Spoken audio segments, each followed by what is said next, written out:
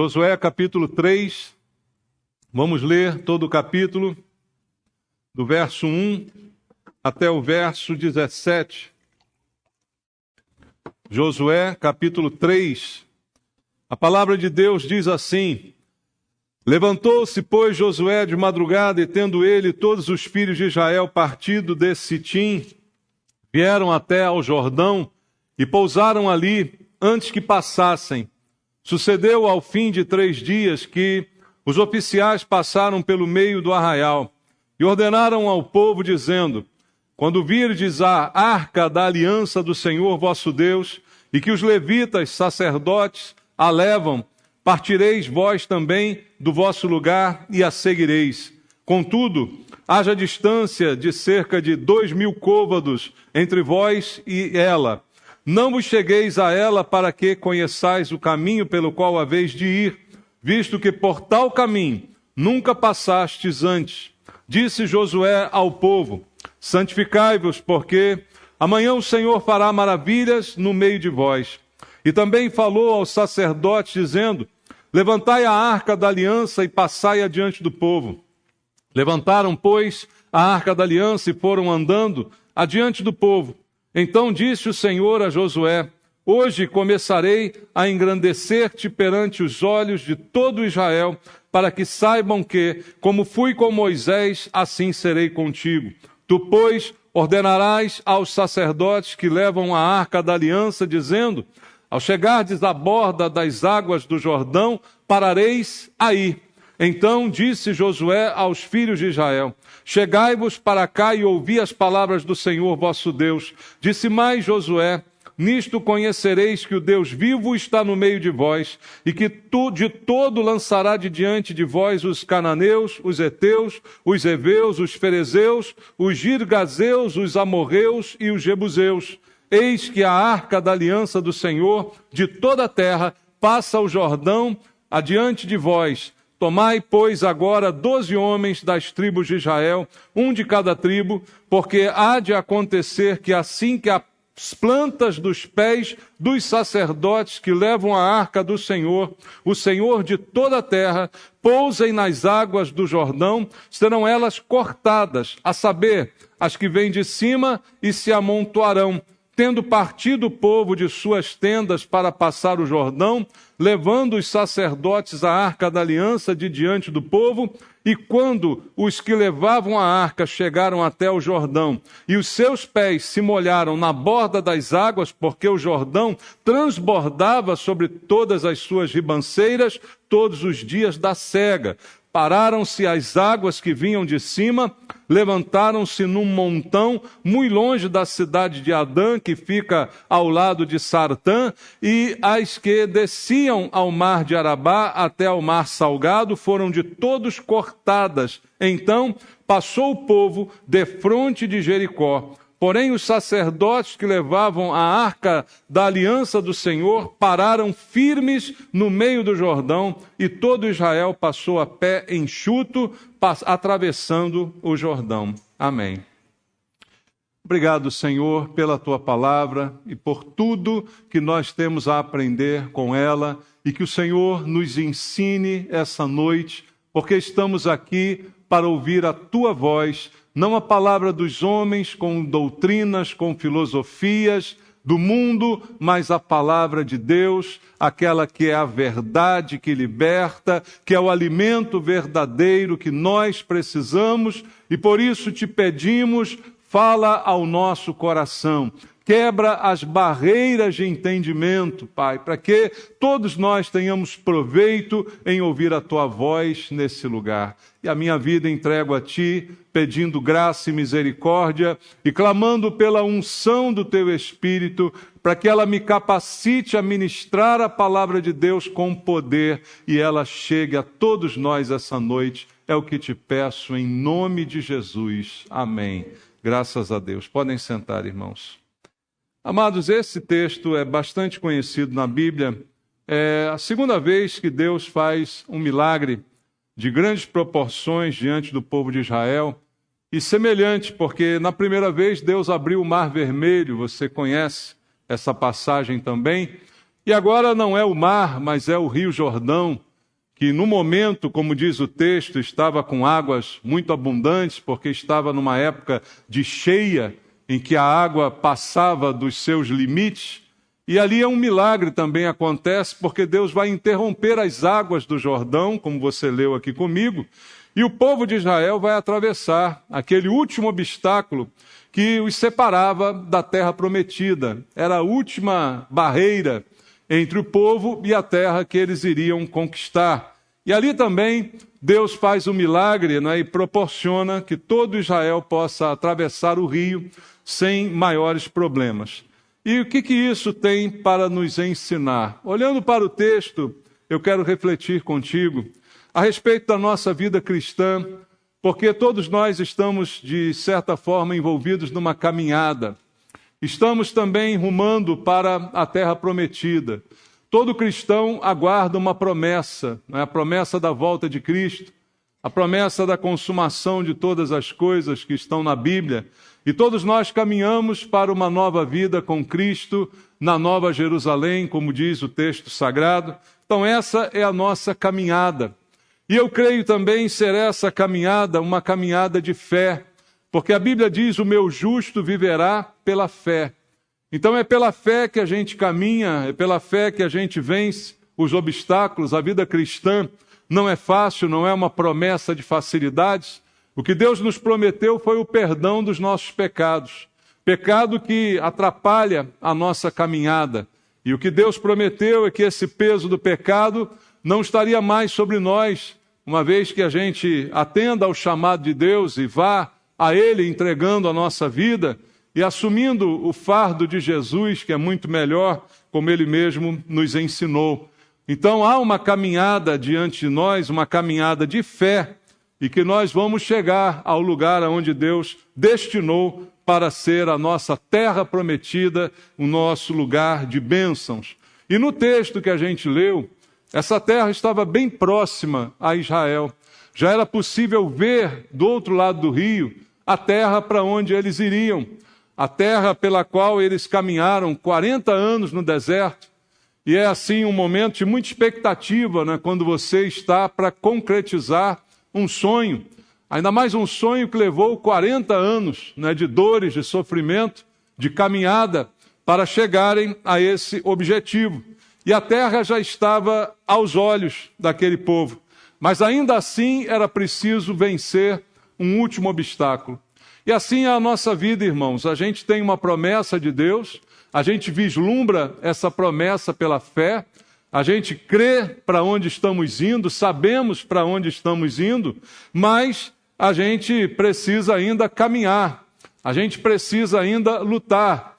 A terra era uma terra prometida, que seria dada aos filhos de Israel. Só que esse dada talvez seja mal entendido por alguns. Na verdade, ela teria que ser conquistada, com a ajuda de Deus, é verdade, mas através de luta, através de esforço, de envolvimento. Assim é a nossa vida cristã. A Bíblia diz que Deus nos deu todas as coisas, que nós somos herdeiros de todas elas. Mas esse dar também tem que ser entendido da mesma forma. A nossa vida é uma vida de luta, de conquista, de envolvimento, de batalha. Não é como se diz aí no popular, tudo de mão beijada, não. A gente precisa lutar, e para lutar, a nossa arma é a fé. E a Bíblia diz: a nossa fé é o que vence o mundo. Então não adianta estarmos próximos da bênção. A gente precisa caminhar até ela. A gente precisa lutar por ela. Porque geograficamente eles estavam bem próximos. Do outro lado do Jordão está ali a promessa. Mas não adianta ficar perto. Eu só conquistarei quando eu atravessar e chegar lá. E quando eu lutar por aquela terra. Aí sim ela será minha. Então eu creio que esse texto pode dar algumas lições para nós como igreja a respeito da vida cristã, da caminhada, das lutas e das conquistas, que são todas elas pela fé. E olhando para o texto, agora faço alguns comentários contigo. Primeiramente, nos 2 primeiros versículos que a gente leu, presta atenção aqui no detalhe. Levantou-se, pois, Josué de madrugada. Já gosto desse texto, né? Ele não dorme até meio-dia. Muita gente quer dormir até meio-dia e quer ganhar a vida, né, irmãos? Tira o cavalinho da chuva. Aliás, se você não ouviu a palavra hoje de manhã, depois escuta, tá? Não é acordando meio-dia que você vai ganhar a sua vida, não. Então, Josué já me dá aqui um bom exemplo. De madrugada ele acorda, e tendo ele todos os filhos de Israel partido de Sitim, vieram até ao Jordão, ali o rio, e pousaram ali antes que passassem. Antes de atravessar, eles pararam. Sucedeu ao fim de 3 dias que os oficiais passaram pelo meio do arraial. Presta atenção aqui no detalhe. Eles tinham a terra para conquistar, tinham a direção, tinham o alvo, sabiam o caminho, mas havia no meio um obstáculo, o rio Jordão. E ali eles pararam. Antes de atravessar o rio, eles pararam. Poderiam atravessar o rio de outras maneiras? Poderiam. Poderiam construir, sei lá, barcos, jangadas, bases de madeira. Poderiam trabalhar ali para atravessar. Podiam atravessar nadando. Poderiam, né? Mas pararam ali.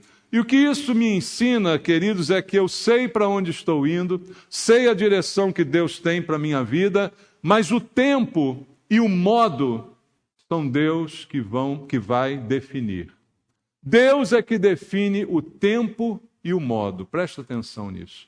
Você sabe para onde vai, você sabe o que tem que fazer, mas o tempo de fazer e o modo de fazer é Deus quem vai te dar a instrução. Então, a Bíblia fala aqui de 3 dias de espera diante do rio.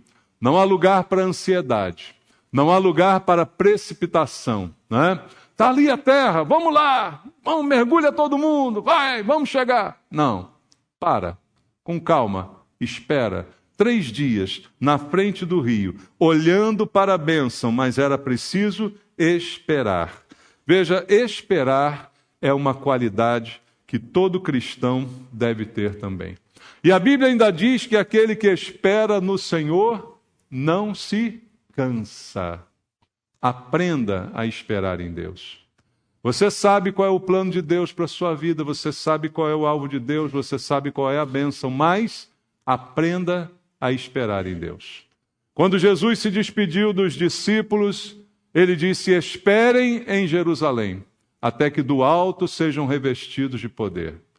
Já tinham visto Jesus, já tinham andado com Jesus, já tinham visto a sua ressurreição, podiam dizer assim: já estamos prontos para ir fazer a obra. Mas Jesus disse: espere.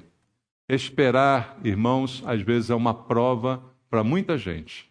Porque há muitos de nós que não sabem esperar. E por não saber esperar, metemos os pés pelas mãos. Nos precipitamos, fazemos do nosso jeito. Ah, eu tenho esse rio aí para atravessar, a bênção está logo ali do lado, eu vou atravessar de uma forma ou de outra. Eu vou nadando, vou mergulhando, vou fazer uma jangada, vou me agarrar num toco de árvore, eu não sei, eu vou lá. É assim que Deus quer te levar lá? Não. Então, espere, porque o tempo e o modo são de Deus. Nós temos que aprender a esperar. Esperar é parecido com esperança. Nós temos que ter esperança. Nós temos que ter perseverança. Perseverança é a qualidade daquele que espera e continua firme, apesar das dificuldades da vida. Então, o que nós precisamos aprender, em primeiro lugar, a esperar. E ter paciência. Porque outra coisa que acontece com muitos é desistir quando está quase lá. Quando está quase na bênção, a pessoa desiste. Espere em Deus. O modo é de Deus, o tempo é de Deus, e Ele tem o controle sobre a sua vida. Ele fez a promessa, Ele vai cumprir a promessa. Não depende de você, depende dele. Então, espere em Deus, faça apenas a sua parte. Um texto para apoiar esse raciocínio, você conhece, está em Eclesiastes. Vamos ler no capítulo número 8, no livro de Eclesiastes, capítulo número 8. Vamos ler o versículo 6 até o versículo 12. Eclesiastes 8, 6. Porque para todo propósito há tempo e modo. Porquanto é grande o mal que pesa sobre o homem, porque este não sabe o que há de suceder, e como há de ser, ninguém há que lhe o declare. Não há nenhum homem que tenha domínio sobre o vento para o reter, nem tampouco tem ele poder sobre o dia da morte. Nem há tréguas nesta peleja, nem tampouco a perversidade livrará aquele que a ela se entrega. Tudo isto vi quando me apliquei a toda obra que se faz debaixo do sol. Há tempo em que um homem tem domínio sobre outro homem para arruiná-lo. Assim também vi os perversos receberem sepultura e entrarem no repouso, ao passo que os que frequentavam o lugar santo foram esquecidos na cidade onde fizeram o bem. Também isto é vaidade. Visto como se não executa logo a sentença sobre a má obra, o coração dos filhos dos homens está inteiramente disposto a praticar o mal. Ainda que o pecador faça o mal 100 vezes e os dias se lhe prolonguem, eu sei com certeza que bem sucede aos que temem a Deus. Você entendeu o que disse esse texto? Você prestou bem atenção aqui? Deus tem o tempo e o modo. O tempo às vezes é enganoso. As circunstâncias enganam. Às vezes você vê prosperar alguém que faz o mal. Mas a lição que o texto me dá é que tudo está no controle de Deus. E no final, como diz o texto no verso 12, eu sei com certeza que bem sucede aos que temem ao Senhor. Então permaneça firme temendo a Deus. Permaneça firme na sua integridade, mesmo que o mal prospere ao seu redor e até o mal possa acontecer com aquele que é fiel, mas permaneça fiel, é o que diz o texto, porque Deus tem o controle de todas as coisas. Então, o tempo e o modo são de Deus, é a primeira lição que esse texto traz para nós. Segunda lição, eu quero ler contigo o versículo número 5, aonde está escrito: disse Josué ao povo: santificai-vos, porque amanhã o Senhor fará maravilhas no meio de vós. Veja, Deus vai fazer maravilhas. Quem faz maravilhas? Deus. Quem faz milagres? Deus. Quem faz o que para mim é impossível? Deus. Ele vai fazer? Sim, vai fazer, porque é a sua promessa. Eu vou chegar lá, eu vou chegar na terra que Deus prometeu. Mas o que Josué diz aqui? Eu preciso me preparar para o agir de Deus. Veja, um pouco diferente. Às vezes a gente se prepara para nosso agir, para nossa atitude. Mas o que o texto está ensinando é que eu preciso também me preparar para aquilo que Deus vai fazer. E a ordem de Deus através de Josué é: santificai-vos. Você se separe, você se santifique, porque amanhã Deus fará maravilhas entre vocês. Ora, eu não vou fazer maravilhas com a minha santificação. Quem vai fazer é Deus. Mas eu preciso me preparar para o agir de Deus. Essa é a lição que fica para todos nós aqui. Josué entrega ao povo uma ordem: santifiquem-se, porque amanhã Deus vai fazer grandes coisas. Então, antes das grandes coisas, qual é a minha parte? A minha santificação, a minha separação. Eu me guardar, eu me resguardar. Essa é a minha parte. A parte de Deus é o milagre, é aquilo que é impossível para mim, e é isso que nós temos que fazer. E aí você vai ver logo depois no capítulo 5 de Josué, um outro texto que eu já preguei aqui, aonde antes de tomar a terra, eles todos precisaram ser circuncidados. Aquela cerimônia que deu nome ao lugar de Gilgal, né? Porque era necessário remover a vergonha, o opróbrio, o pecado. Tudo isso precisava ficar para trás para que eles começassem a tomar aquela terra. Então, perceba, sempre Deus vai fazer o milagre, mas a minha parte é estar preparado. A minha parte é fazer o que eu preciso fazer e só eu posso me empenhar nisso. Então, a palavra de Deus para nós é: santifique-se, porque Deus nos livra e Ele estará sempre nos acompanhando. Leia Gênesis capítulo 35, vamos ler. Gênesis capítulo 35, do verso 1 ao verso número 3.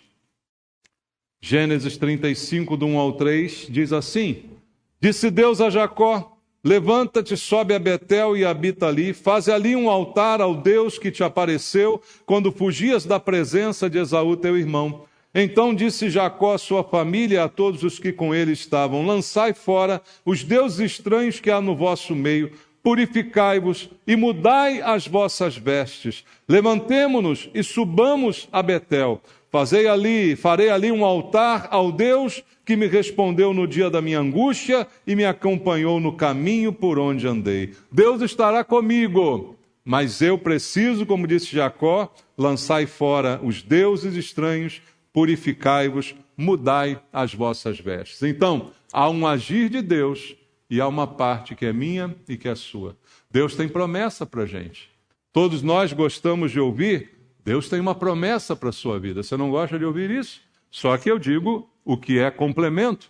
Se prepare para que Deus possa realizar as promessas que Ele tem para você.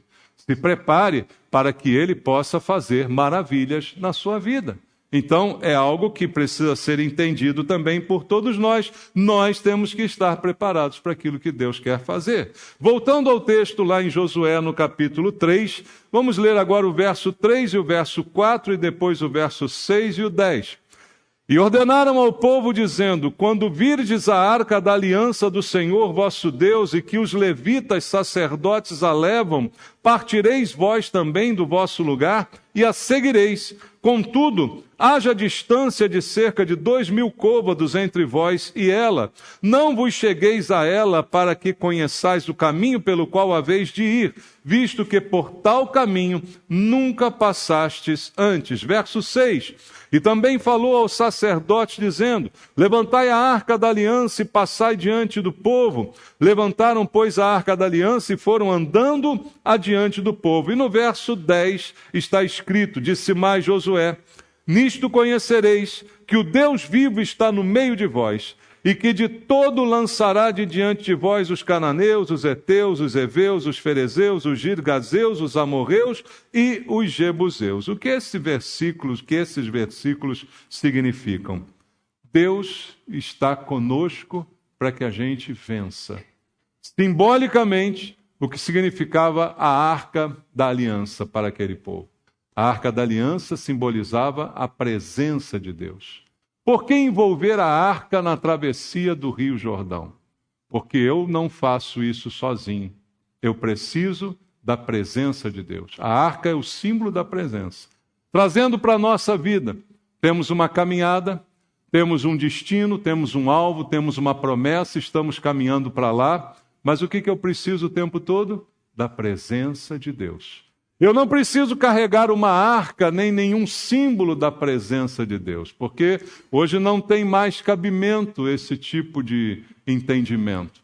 Eu não preciso de um símbolo dessa presença, porque ela é real.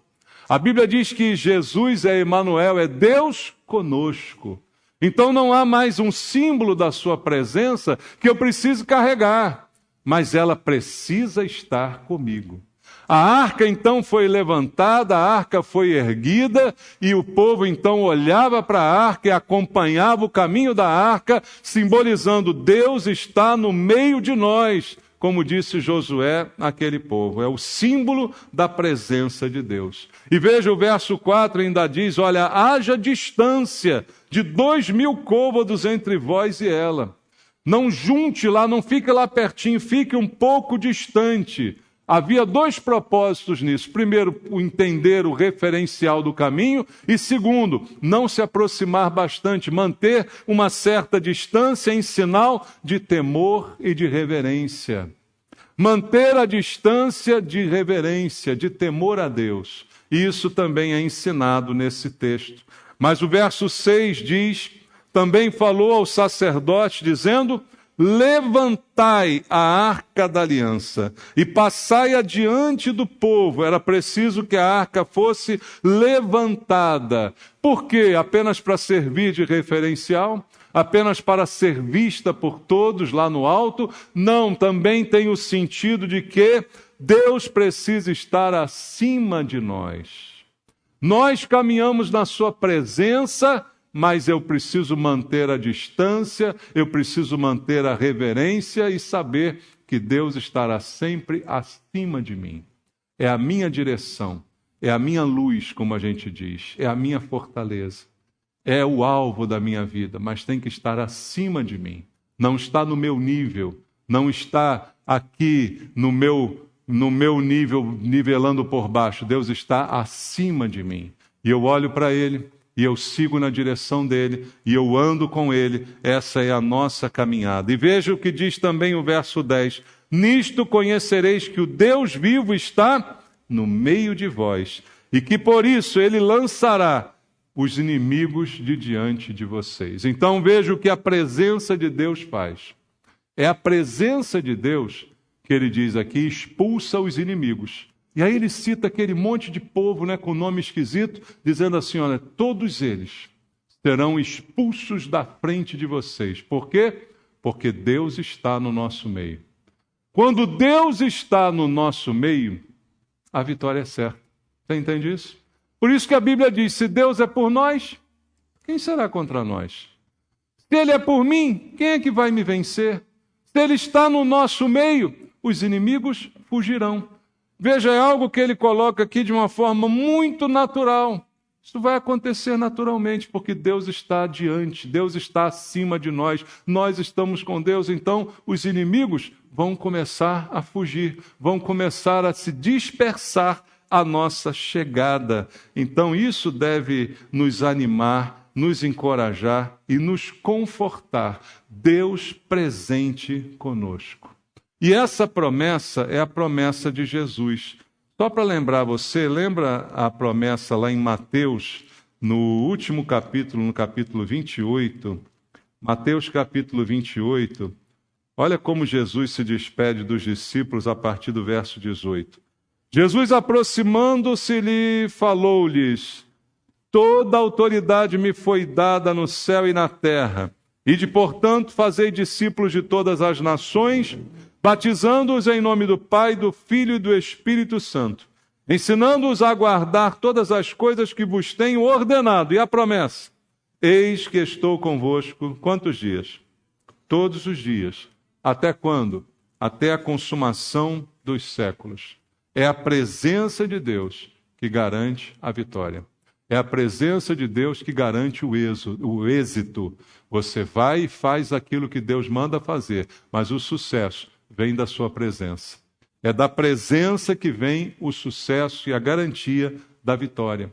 Então, na nossa caminhada, a gente precisa aprender esses princípios. Primeiro, esperar o tempo e o modo que são de Deus. Segundo, nos preparar para aquilo que Deus vai fazer. E terceiro, confiar na presença de Deus para que ela nos dê a vitória. Não é só eu que vou fazer, não são as minhas forças, não é o meu método, não é a minha maneira de ser, nem a minha força, mas é Deus agindo. E por fim, leia comigo lá em Josué capítulo 3, o versículo número 13, onde há também uma lição. E aqui está escrito: porque há de acontecer que, assim que as plantas dos pés dos sacerdotes que levam a arca do Senhor, o Senhor de toda a terra, pousem nas águas do Jordão, serão elas cortadas, a saber, as que vêm de cima se amontoarão. Olha o que ele diz aqui para o milagre acontecer. Qual é o milagre aqui? São as águas pararem. O rio, ele corre. E ele diz, as águas vão parar e vão se amontoar, como se fosse construída ali uma barreira invisível, uma barragem invisível. As águas param naquela barragem e começam a se amontoar, começam a crescer, uma parede de água aqui do lado, para que então o povo possa atravessar aquele rio ao pé enxuto, não é? Isso é o milagre. Só que o que acontece para que o milagre se realize? Lembra da nossa parte? A nossa parte é nos preparar, fazer o que é possível e o que está ao nosso alcance. A parte de Deus, fazer o impossível, fazer o milagre. E aqui o texto diz que os sacerdotes, e ali é uma analogia importante também para a nossa condição hoje em dia. Naquele tempo tinha o povo e tinha os sacerdotes. Duas castas de gente diferente, né? Havia o povo e havia os sacerdotes. Agora, na igreja, não existe mais isso. A Bíblia diz que todo cristão é um sacerdote. Todos nós somos sacerdotes. Não existe mais essa divisão entre nós. Então, quando há uma referência ao trabalho do sacerdote no Antigo Testamento, eu trago essa referência para a minha vida. Porque agora sou eu o sacerdote, é você o sacerdote. E o que a Bíblia diz nesse texto é que os sacerdotes precisavam tomar uma atitude. Versículo 13. Porque há de acontecer que assim que as plantas dos pés dos sacerdotes que levam a arca do Senhor, o Senhor de toda a terra, pousem nas águas do Jordão, serão elas cortadas. Olha como é que o milagre aconteceu. Os sacerdotes estão levando a arca lá no alto.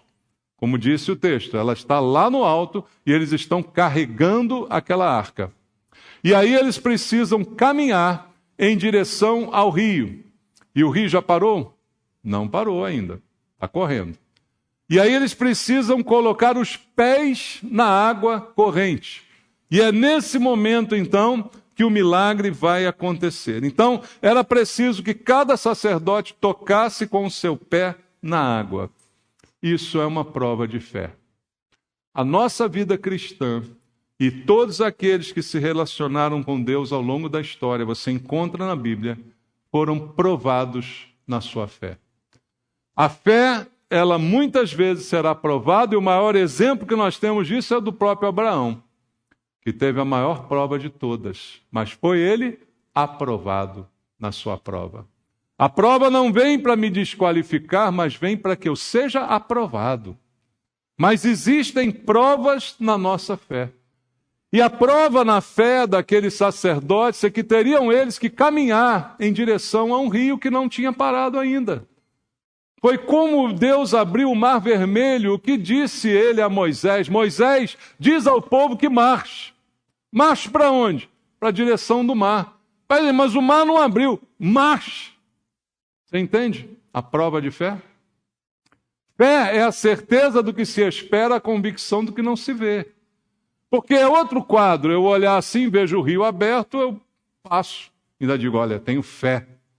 Está aberto o rio, tenho fé que as águas não vão cair. Mas ele já está aberto. Aí é mole, né, irmãos?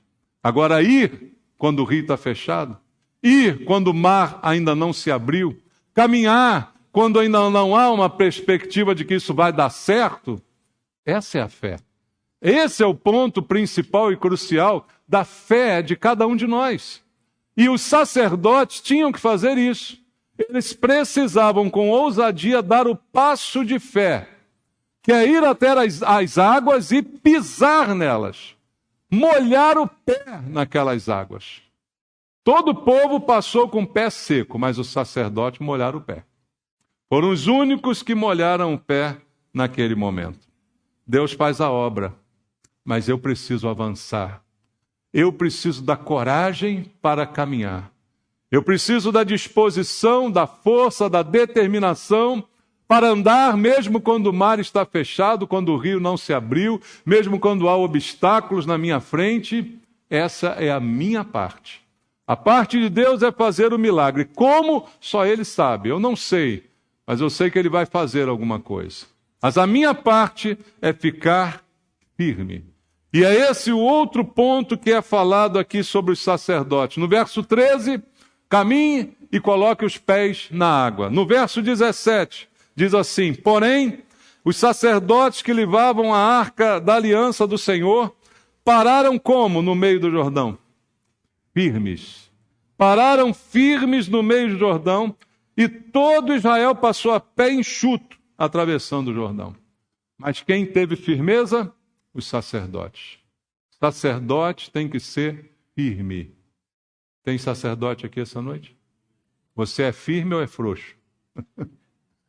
Tem que ser firme. Você é sacerdote? Você tem que ser firme nas suas decisões, nos seus posicionamentos, na sua postura de vida. Você precisa ser firme na convicção da sua fé. Você precisa ser firme, constante. Não se abala. Vem o vento, vem a tempestade, mas você permanece firme. E o que a Bíblia diz é que, além de molhar os pés, os sacerdotes tinham que ficar firmes. Foi a posição mais difícil. Porque eu vou para a água e ela ainda não abriu. Coloco o pé na água e começo a ver o milagre. As águas se represando de um lado, fazendo aqui uma barreira, e aí todo mundo vai passar. E eu tenho que ficar aqui firme. Já se colocou no lugar? Firme, mas olhando para a barreira de água ali. Imagina se aquela barreira some. O que acontece comigo? Estou devorado pelas águas e levado correnteza abaixo. Pensou na firmeza agora de uma outra maneira? Ficar firme é fácil, né? Mas é ficar firme com a parede de água do teu lado. De vez em quando vir um peixinho olhar para você, você olhar para o peixinho, e aquela barreira de água do teu lado, e você, caramba, será que eu escapo dessa? Firme. Sacerdote fica firme, inabalável, fincar os pés, se manter, ficar, permanecer. Características que a gente já não está vendo mais hoje, não é? Pessoas firmes, pessoas de convicções fortes, que permanecem sem vacilar. Amado, se há um rio passando na vida da gente, a gente tem muitos obstáculos no caminho que a gente atravessa, até a terra que Deus prometeu. Enquanto estivermos vivos, teremos lutas. As lutas não terminam só com a morte. Aí sim há o término de todas elas. Viver é uma constante luta. Só que a nossa postura é ser como os sacerdotes, molhar os pés naquela água, ir adiante, não vacilar, ficar firme nas promessas que Deus fez e permanecer inabalável. Essa é a caminhada de fé. Tem rio na tua vida para atravessar? Tem. Tem obstáculo? Tem. Tem barreira? Tem. Mas você precisa confiar em Deus, esperar o tempo e o modo que são de Deus, se preparar, se santificar, tudo isso faz parte. Saber que Deus vai estar com você e fazer a sua parte, que é simplesmente permanecer firme. Caiam 1000 ao meu lado, 10.000 à minha direita. Eu não serei atingido. Ficarei firme. Todo mundo vai cair ao meu redor. Eu vou ficar de pé. Todo mundo será derrubado. Eu vou fincar o pé. E daqui não sai, daqui ninguém me tira. Entende? É ficar com raízes. É isso que dá firmeza à nossa vida. Tem uma caminhada, tem obstáculo, tem problema, mas tem um Deus no céu que está conosco. Tem um Deus no céu que cuida de nós, que dá direção à vida e que dá a fé que eu preciso para permanecer inabalável. Que você permaneça assim. Amém? Vamos orar? Pai querido, muito obrigado por ouvirmos a Tua palavra, pelo ensinamento precioso que ela tem para nós, da postura que nós temos que adotar na vida, porque não adianta ler a Tua palavra se ela não mudar a nossa maneira de ser, de agir, de viver. A palavra é um instrumento do Senhor para a nossa transformação. Pai, eu te peço que ela transforme cada um de nós dia a dia, para enfrentarmos as lutas, os problemas, as adversidades, os obstáculos entre nós e a bênção, entre nós e aquilo que o Senhor tem preparado para cada um. Mas dá-nos também, Senhor, coragem para nos santificar, para as maravilhas que o Senhor fará, coragem para nos posicionar, para avançar em direção a águas que ainda não se abriram, para encarar problemas de frente, Pai. Nos dá coragem para permanecer firmes, inabaláveis, mesmo diante das ameaças da vida. Pai, levanta homens e mulheres aqui, meu Deus, que tenham apenas a fé, porque a nossa fé é suficiente para vencer o mundo.